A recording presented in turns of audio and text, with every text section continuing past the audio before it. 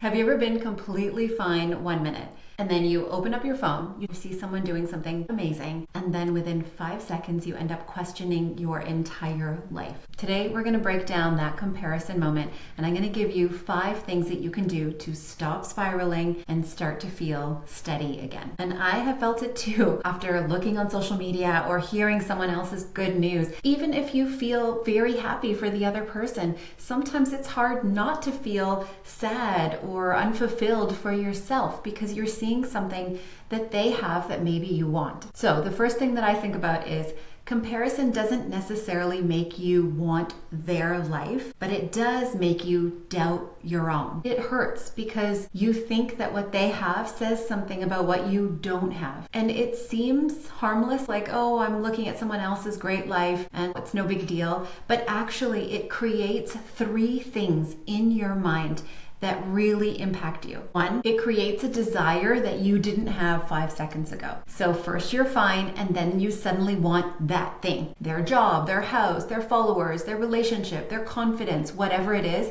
you suddenly want that thing. Now you might have wanted it before, but it becomes really acute in your mind at that moment. The second thing it does is that it pokes at an insecurity. Usually when we feel that kind of comparison, it's because we're feeling like we're not confident in something that is going on. Maybe it's our job, our timeline, our sense of worth.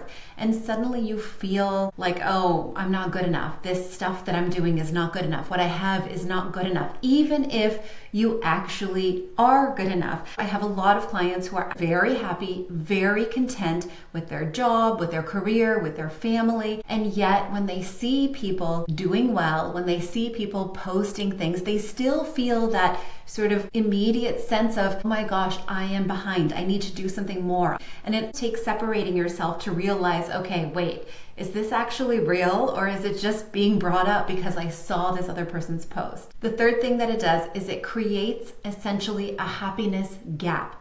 So happiness is thought of to be just the difference between what we have and what we think we want. So comparison widens that gap instantly. All of a sudden, we're not necessarily happy with what we have. Instead, we've now created something else that we want. And that differential between what we want and what we have gets increased. And right away, that lowers your happiness because the gap exists. But here's the important part. Comparison is rarely about the other person. It's usually about what their life brings up in you. This is really important for women especially. I find that because we tend to go through so many transitional changes, hormone changes, pregnancy, we tend to notice these transitions a lot. We realize, oh, I can't keep up the way that I did before. Oh, my brain isn't working as fast as it was before. Of course, it's because I'm really tired. I haven't slept all night. I have a baby. I have hormone changes, whatever the case may be. But that makes that comparison more acute. Okay, so what are we going to do about it? I'm going to give you 5 tools that you can use in the moment when you're feeling comparison to help you break out of the spiral. And the 4th tool that I'm going to share today will make you feel better in 30 seconds. So stick around for that. So the first tool is pull in some curiosity. Ask yourself, what is it that they have that I now want? So think about it like this. If comparison reveals what you're missing, curiosity reveals what you're craving. Most people respond to the comparison with self-judgment, right? Of course, we think I'm not good enough. This means I'm behind. I'm doing a bad job. That person has everything. Why don't I? What's wrong with me? Think about what's underneath. Not necessarily the actual thing that they have, but the value that is underneath it. What is it that it is sparking in you that you want? Maybe you see someone's beach vacation, and yes, it would be nice to go on a beach vacation, but maybe the value that you see is actually, oh, they have freedom, they have ease, they have time alone, they can sort of get away from the day-to-day. What is the value that you're attaching to their thing that you want? And that can help you figure out how to get more of it in your life. It's a curiosity question as opposed to a comparison question. Maybe their post about a successful career isn't about the job necessarily. Maybe you don't want that job or to do the work that they're doing, but maybe it's more about feeling confident or valued or capable. And then ask yourself what they have. Do I really want that? Sometimes the answer is yes. And I know this happened a lot when I was working in fertility. People would see someone who's pregnant, and that makes it really hard because, of course, that's an actual thing that you want. I would classify that less as comparison and more as grief or pain or emotional stress.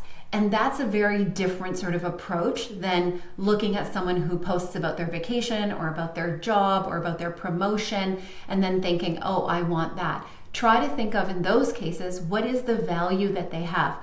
Do they have more confidence? Are they getting paid more? What is it that you're actually looking for your own life? And sometimes you're going to want what they have, like the actual thing. I want their job. But sometimes it's not that. I want the feeling of being confident, but not the situation. I want the acknowledgement of being paid, but not that particular job. So think about it in terms of curiosity, because that will interrupt the comparison. So the second tool, I'm going to call it a timeline reset.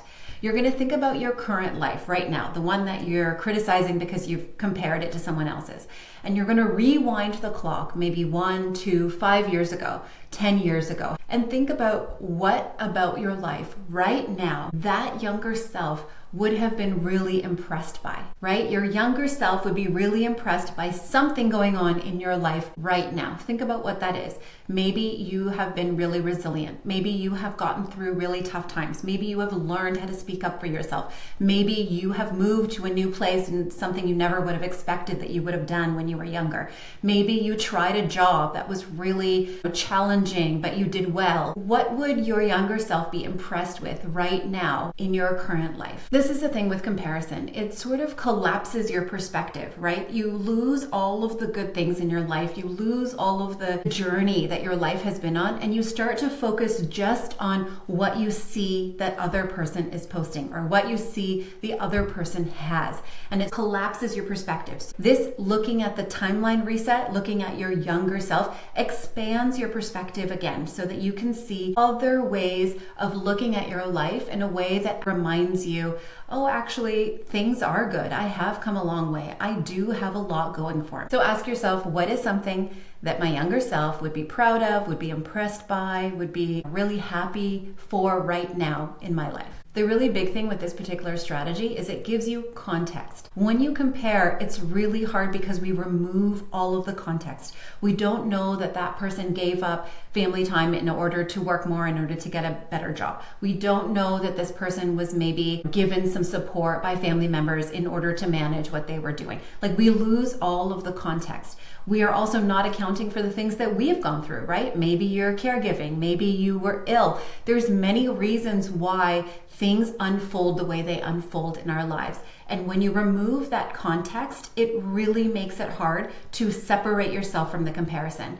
So this timeline reset really helps you to widen the perspective and also add the context back in. Okay, the third one is going to be own your season. This one is much harder than it sounds, but it's really, really important. I find that when we compare with people, they always say, don't look at someone's chapter 10 when you're only on chapter 1, right? Like, we all have to sort of do our time and get to places in our own way. But we tend to feel like we're behind, like we're in a race. It's not a race. Life is not a race.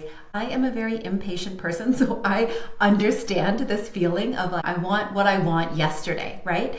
And so when we collapse our timeline, when we shrink our timeline, we feel like we're behind.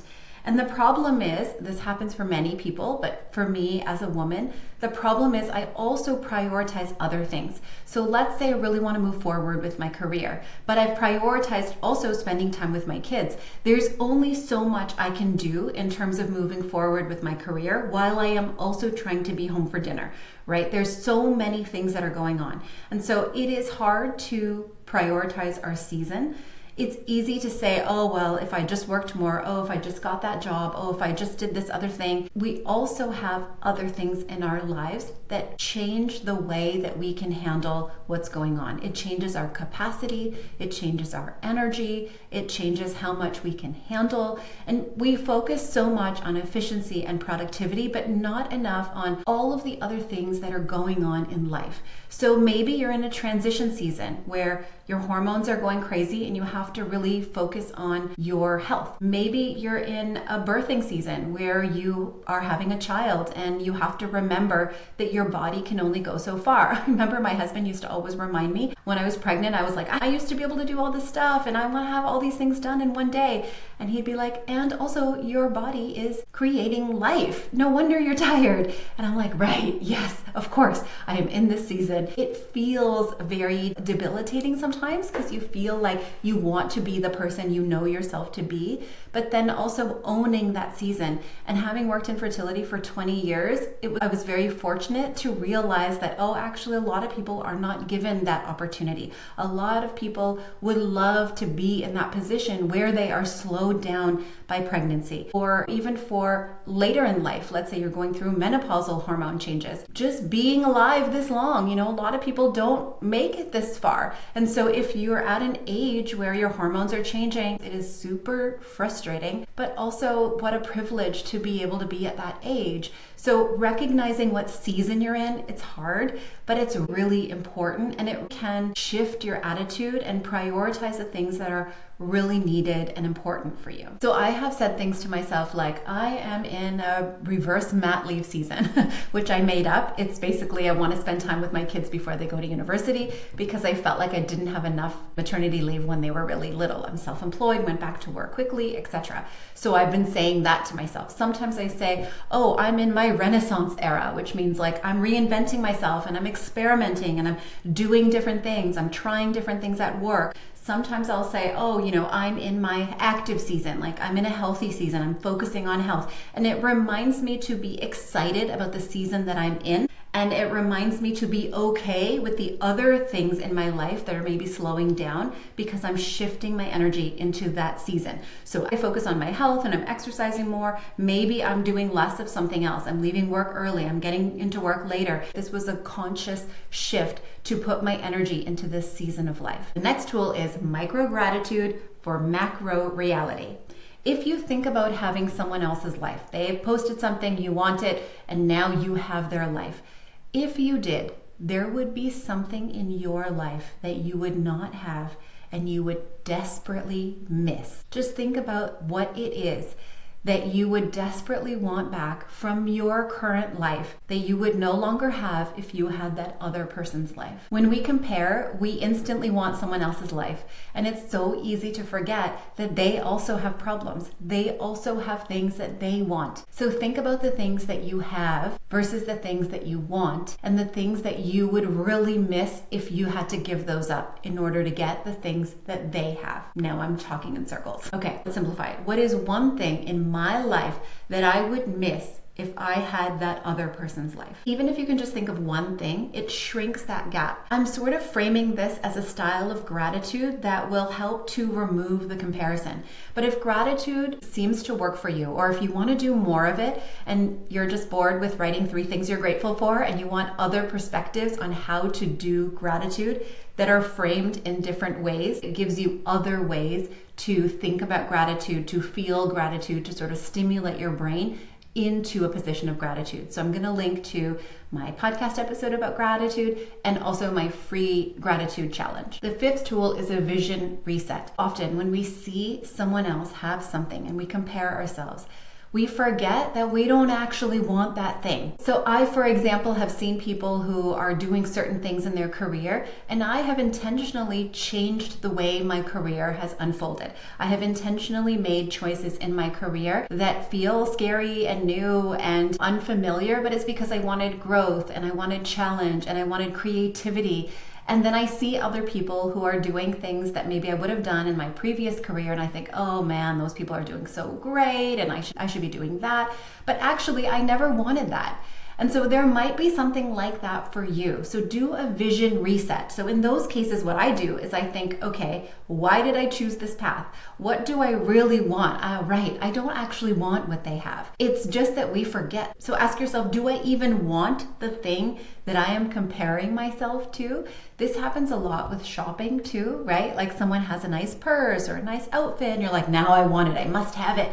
And actually, maybe you don't want it. Maybe that's not something you will ever wear. You know, I know someone who really loved someone's shoes. And so she ended up going out and she bought the shoes. And then she was like, these are not even comfortable. And she never wore them. And it happens to all of us because when we see someone else have something, we feel like we want it. And then we have to ask ourselves, is that something that I really want? Is this something that is going to be useful to me? Is this something that I will actually incorporate into the vision of my life that I want? So for me, I remind myself, oh, actually, I am choosing something else. I don't want that.